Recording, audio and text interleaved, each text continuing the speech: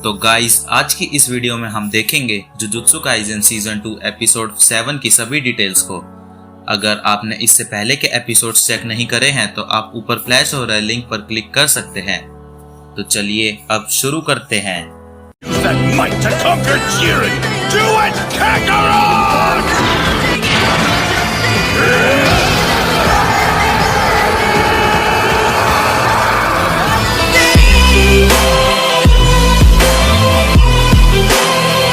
Episode की शुरुआत में हम देखते हैं कि माहितो मेकामारू के अटैक से बच जाता है और भागते हुए कहता है कि क्या ये मुझे जब तक झेलना पड़ेगा जब तक मेरी कर्स एनर्जी खत्म नहीं हो जाती। अगर ऐसी बात है तो मैं ये पहले सब इसके साथ करूंगा। फिर हम देखते हैं कि मेकामारू फिर से माहितो पर अटैक करता है और सोचता है कि मेरे पिछले अटैक से माहितो ये तो समझ गया होगा कि मेकामारू के हमले से वो माहितो की सोल को कोई नुकसान नहीं पहुंचा सकता। मेकामारू लगातार मुक्के बरसाने लगता है पर माहितो भी उन्हें डॉज करता जा रहा था। माहितो पानी में कूद जाता है। ये देखकर मेकामारू अपने 2 साल की कर्स एनर्जी यूज कर पानी में हमला करता है पर माहितो उससे बचकर मेकामारू पर हमला करता है। तब मेकामारू सोचता है कि वो चाहे कितनी बार भी हमला कर ले पर माहितो भी पीछे नहीं हटेगा। इधर माहितो के हमले से मेकामारू पूरी तरह हिल जाता है। तब मेकामारू कहता है कि अगर ऐसा ही चलता रहा तो ये आर्मर डिस्ट्रॉय हो जाएगा और वो एक टेक्निक लोड करता है और सोचता है कि उसके पास सिर्फ 4 मौके हैं, उसे पहली बार में ही इसे खत्म करना होगा और ये सोचकर वो उस पर फायर कर देता है। वो चीज माहितो से अटैच हो जाती है।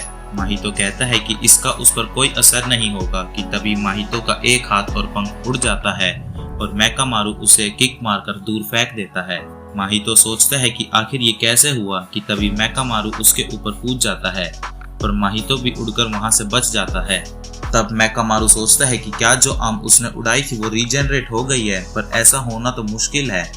लगता है उसने अपनी सोल को रीशेप करके ऐसा शोकेस किया कि माना उसकी आर्म रीजनरेट हो गई हो। तभी फोकस आता है गीटो पर जो कहता है कि इसके अटैक अभी भी काम कर रहे हैं। ये तो सच में अच्छा है, चाहे एक मूवमेंट के लिए ही हो पर यह भी स्पेशल क्रेड जितनी कर्स एनर्जी रिलीज कर रहा है। तब हम देखते हैं कि मेकामारू 5 साल की कर्स एनर्जी को यूज कर माहितो पर हमला कर देता है और माहितो बार बार अपनी सोल को रीशेप करके उससे बच रहा था। ऐसे ही मेकामारू माहितो को पंच मारने जाता है। माहितो उसके सूट पर चढ़ जाता है। वो सोचता है कि उससे पहले जान लेना होगा कि इसका कौन सा अटैक उसकी सोल को हार्म करेगा या नहीं, और फिर माहितो मेकामारू के सूट्स की वायर काट देता है जिसके कारण मेकामारू के सूट के अंदर एरर शो होने लगता है। तब मेकामारू माहितो को पंच मारकर दूर फेंक देता है। मेकामारू उस पर अटैक कर रहा था कि माहितो कहता है कि domain expansion self embodiment of perfection, और हम देखते हैं कि मेकामारू उसमें फंस जाता है। माहितो कहता है कि सब खत्म हुआ और मेकामारू के सूट को बंद कर देता है। माहितो कहता है कि भले ही उसे डायरेक्टली टच नहीं कर सकता पर उसके डोमेन में इस पर कोई फर्क नहीं पड़ता। इधर मेकामारू सोचता है कि और यही एक तरीका था जिससे वो कर्स यूज कर सकता था। माहितो कहता है कि हैलोवीन को सिर्फ 10 दिन बाकी हैं और उसे सच में लगा था कि वो अपनी एनर्जी को सेव करेगा और डोमेन का यूज नहीं करेगा। मेकामारू सोचता है कि अभी उसके पास 2 चांसेस और बाकी हैं। ये हायान एरा की बात है जब कर्स टेक्निक अपने पीक पर थी और स्टूडेंट्स को इविल कर्स स्पिरिट्स और कर्स यूजर से बचाने के लिए सदात्सुना आशियाना ने एक तरीका खोजा था। तब माहितो कहता है कि तुम कितने बेकार हो कि उस समय जी नहीं आ रहा है कि वो क्या एक्सप्रेशन दे। तब मेकामारू सोचता है कि ये method generation to generation pass हुआ है और बाइंडिंग बो की वजह से ये टेक्निक लीक भी नहीं हुई है। तब मेकामारू माहितो पर अपना अटैक आर पार कर देता है और कहता है कि new shadow style simple domain, और हम देखते हैं कि माहितो फट जाता है और मेकामारू उसके डोमेन से बाहर आ जाता है। फिर गीटो कहता है कि स्पेशल डोमेन जो किसी भी डोमेन को न्यूट्रलाइज कर सकता है और इस डोमेन में सातोरो गोजो पर भी अटैक किया जा सकता है। ये चाहे सिंपल हो पर अगर इसके अंदर इसे लॉन्च किया जाए तो ये कर्स टेक्निक को इग्नोर करके माहितो को हर्ट कर सकता है। तब मेकामारू गीटो को कहता है कि अब वो बस बहुत खड़ा होकर देख लिया और सोचता है कि उसे पता नहीं था कि उसके पास एक सिंपल डोमेन बाकी है और उसके साथ 9 ईयर्स ऑफ कर्स्ड एनर्जी भी जिसके साथ वो गीटो के साथ लड़ सकता है। जैसे ही मैकामारू गीटो पर हमला करने लगता है, तभी माहितो उसके सूट को तोड़ते हुए उसकी बॉडी पर हमला कर देता है। मैकामारू एक रोबोट को बुला लेता है और सोचता है कि उसके पास अभी भी एक मौका और है। तब वो रोबोट माहितो के अटैक्स को काटते हुए आगे बढ़ रहा था, और माहितो भी हार नहीं मान रहा था। मैकामारू का रोबोट टूट जाता है और वो अपने सूट से बाहर आकर माहितो पर हमला कर देता है। तब हम देखते हैं कि मीवा, जो कि मैकामारू से बात कर रही थी कि क्या वो कभी उससे मिलने आ सकती है।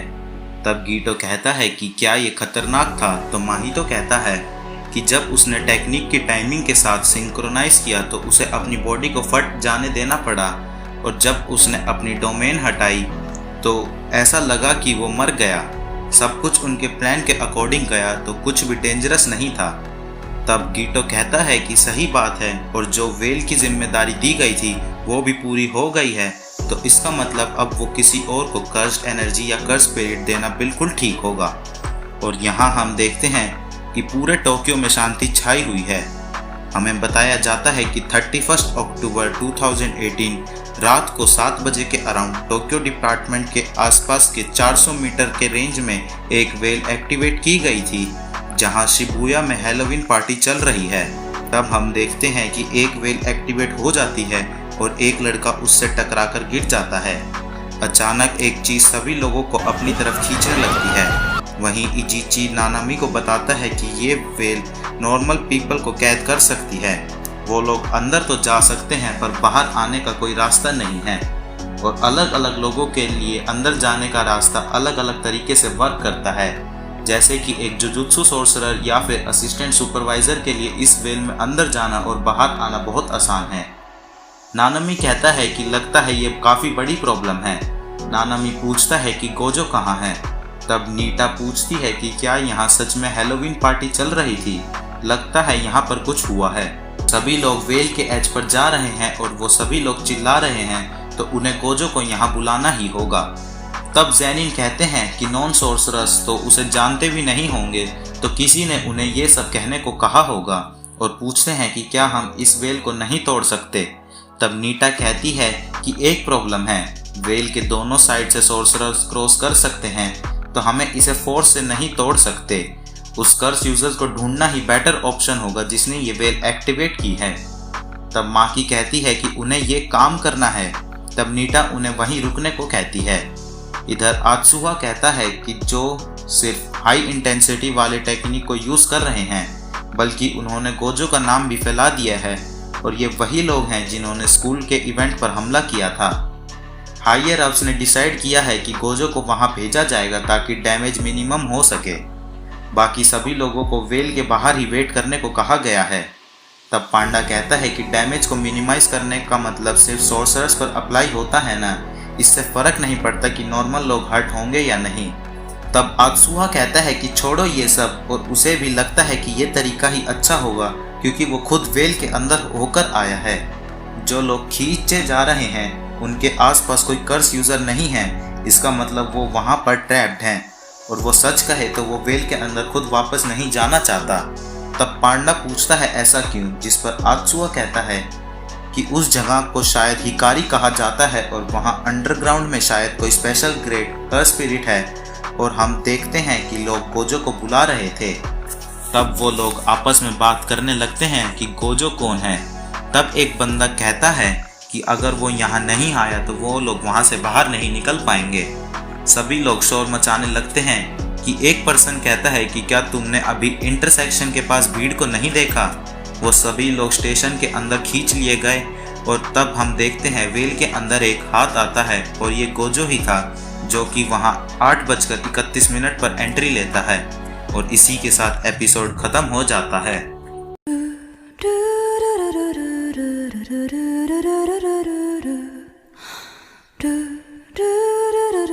do do do do